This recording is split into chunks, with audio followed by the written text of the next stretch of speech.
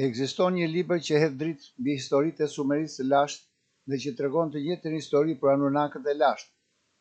Sot do të flasim për këtë libër të mrekullueshëm, të quajtur Libri i Enokut, si dhe për arsyeën se pse ky libër u përjashtua nga Bibla dhe u ndalua në përgjithësi përdorimi i tij. Kush ishin engjëjt në përgjithësi dhe engjëjt e rënë në veçantë dhe pse luftuan midis tyre?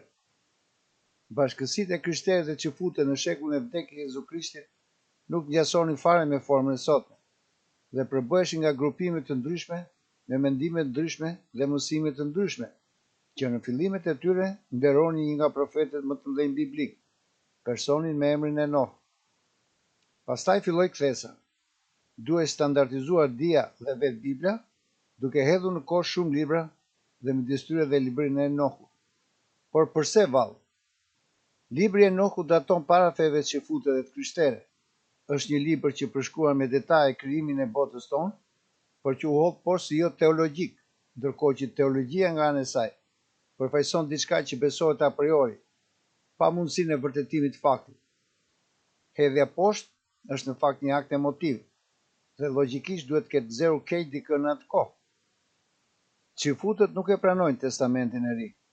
U tha se libri nuk që shkruar nga profeti Enok, por nga një i panjohur, të cilin nuk mund ta vërtetonin dot. Si në Testamentin Vjetër, ashtu edhe në të Riun, të krishterët e çifutët e nderonin Enokun, por e hodhën në plera librin sepse kishte dije që binin ndesh me ato që besojnë sot besimtarët. Profeti Enok ka jetuar në shekullin e 3, të 2 dhe të parë para Krishtit. Sot, ne nuk do të dinim asgjë për të, sikur kërkuesi skocez James Brewster të mos zbulonte në Etiopi në shekullin 18 këtë libër të ruajtur nga Kisha Ortodokse Etiopiane. Libri që shkruan në gjuhën etiopiane gez dhe u përkthye në shekullin 19, në një kohë kur fuqia e Kishës kaloi tek shteti. Përsa kohë që fuqia që në dorë të Kishës, libri që i përjashtuar dhe që pikërisht Kisha duke të thojë mirë shkencës për më se 1500 vjet. Imagjinoni se çfarë pune të palodhur ka bërë Kisha Katolike, si dhe ajo çifute për të zhdukur nga tregu çdo kopje të këtij libri në të gjithë gjuhët në të cilat që përkthyer. A nuk u zhdukën 800 kopje të librit Odiseja e një detektivit të shpërndara falas nga autori Agim Hamiti? Kjo është forca e një libri. Mirë, vazhdojmë. Më vonë u gjetën në detin e vdekur pjesë nga ky libër në greqishtën e vjetër. Profeti Enok, sipas librit, që gjenerata e 7 pas njeriut të parë Adamit, dhe që babai Matuzalemi, njeriut më jetëgjatë pas Biblës, që jetoi plot 969 vjet dhe që vdik pak para përmbytjes së madhe. Enoku që 365 vjeç kur u mor lart në parajs, në mbretërinë qiellore, dhe që i vetmi profet që nuk vdiq, por shkoi lart dhe pa Zotin në sy. As Mojsiu nuk e pa fytyrën e Zotit. Enoku përshkruan lugina dhe pyet e para nga lartësia, kur qet duke u thtuar me karrocën qiellore për në mbretërinë lart. Kush që Zoti që e ftoi disa herë Enokun në oborin e tij? Enoku përshkruan të gjithë përvojën e tij në takimin me Zotin, luftën midis engjëve, si dhe ngjarjet e racës sonë në 5 libra. Libri i vëzhguesit, libri i frekuentimit, libri i shfaqjeve astronomike, libri i ëndrave, libri i persekutimeve dhe i mallkimeve, dhe si shtesë shkruajti librin e gjigantëve apo të divave. Megjithse bashkësitë e krishtere dhe çifute nuk e pranuan këtë libër, Kisha Katolike e ruajti traditën dhe sot turmeton konceptin e apokalipsit, të parajsës dhe të ferrit, si dhe konceptin e vetë engjëve, koncepte këto që vijnë nga ky libër. Ky libër na tregon se përse filloi konflikti midis Zotit apo Jahves, nga ushtrisë së tij nga njëra anë, dhe kryengritësve nga ana tjetër. Libri i parë i vëzhguesit flet hollësisht për këto tema.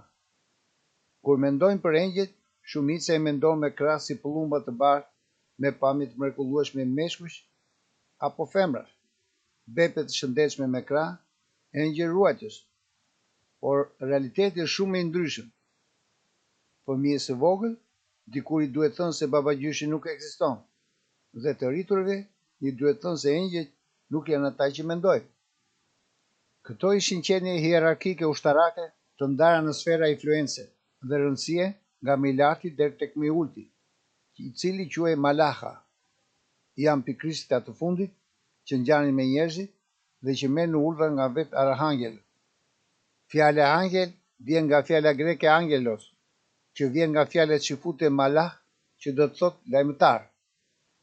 Malah që janë lajmëtarët e Zotit për lajme të mira apo për vdekje, apo shkatriri dhe sipas Biblës që janë shkatruesit e njerëzimit. Në kapitullin e 7 thuhet: ka 7 arhangjella që përgjigjen tek Zoti për çdo veprimtari njerëzore. I pari është Mihaili, që është në krye të njerëzimit, është Zoti i shpirtrave dhe ai që krijon rregull nga kaosi dhe dritë nga errësira. Rafaili, që komandon botën shpirtërore, aty ku banojnë të papakzuar, ai mban çelësat e jetës dhe të vdekjes. Gabrieli, që është përgjegjës për vendosjen e klerikëve, ai shikon të porsalindurit dhe dritën e tyre. Ragueli kontrollon dhe gjenden mbi ata që do të kenë sukses në botën e dritës. Ai është fillimi i besimit dhe prototipi i rrugtimit jetësor, shkon tek bashkimi me Zotin.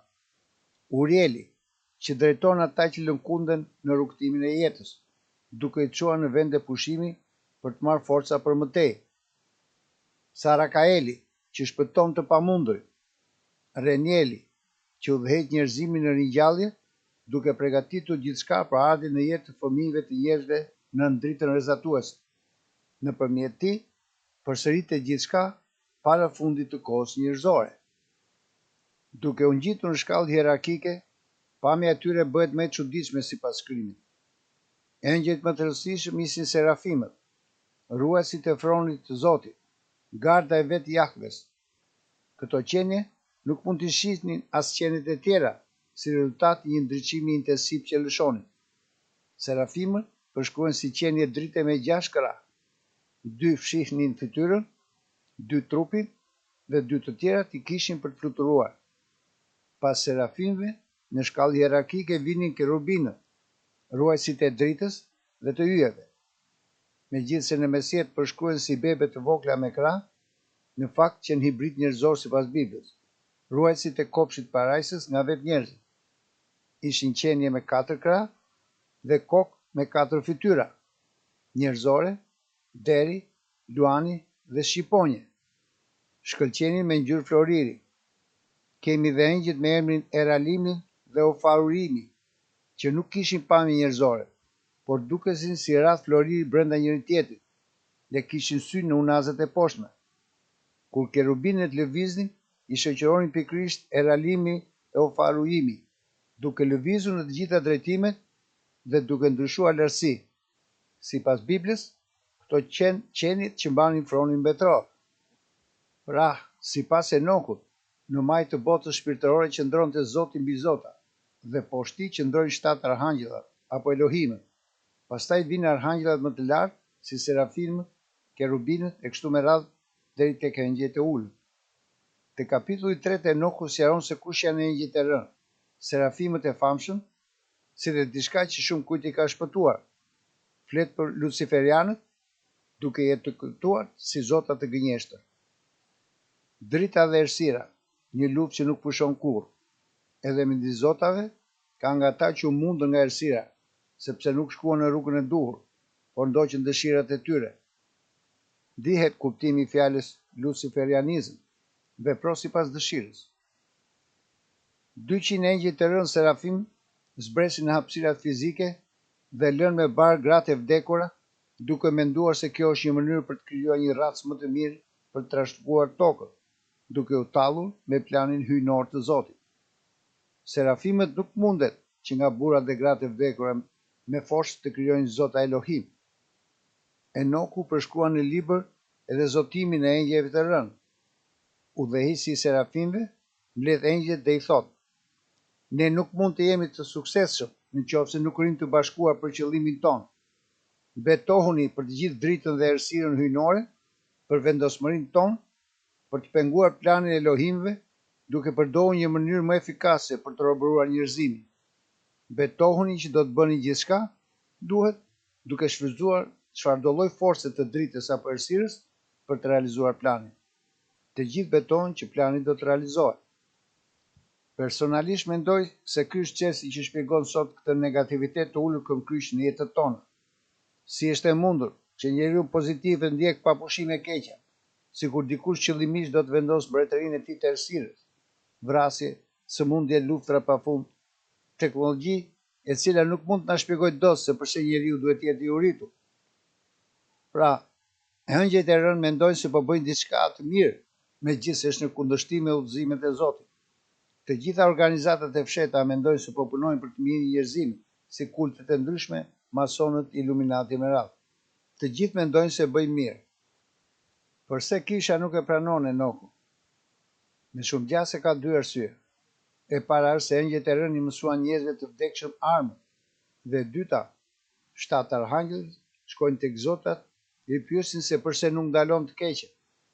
Ne e dimë se në këtë botë ekzistojnë zota mbi zota, që janë më lart se arhangjëllit, sundues mbi sunduesit. Fuqia dhe ndriçimi juaj është i pashtershëm.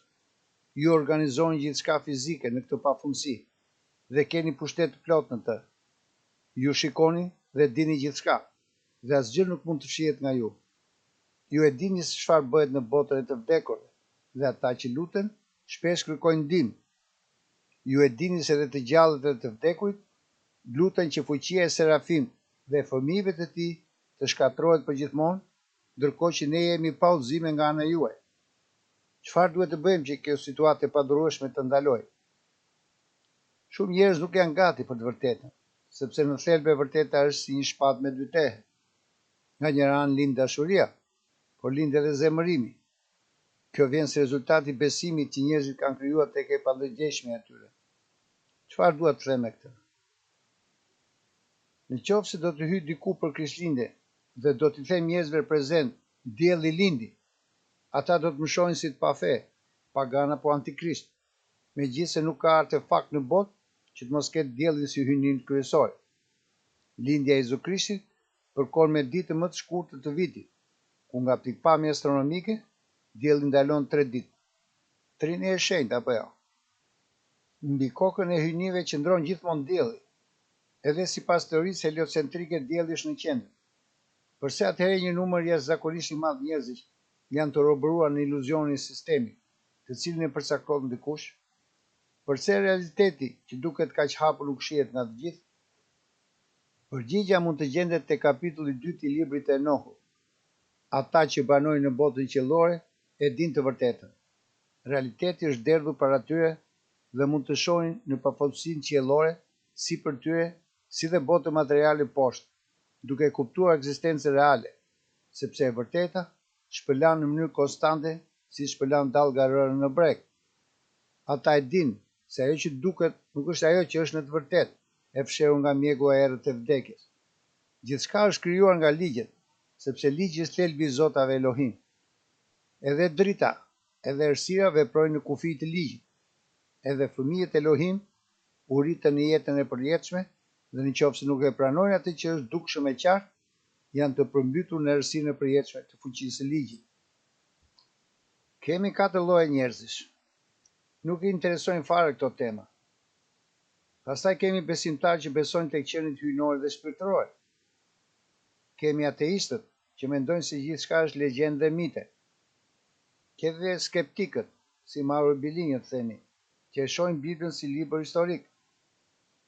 Kemi dhe një grup të 5 si puna ime, që mendon se këto janë ngjarje të vërteta, që tregojnë fakte të vizitorëve të lashtë Yatsokso, që do të thotë se engjëjt janë pikërisht Anunnakët, me në krye komandantin me emrin Jahve. Të gjitha civilizimet, pavarësisht njëra tjetrës, kanë arritur në një rezultat për Anunnakët dhe po në këtë përfundim arrin dhe libri i parë i Enokut. Folëm tek emisioni 3 për mbretit që sunduan nga Adami deri tek përmbytja e madhe, dhe që ishin në total 8.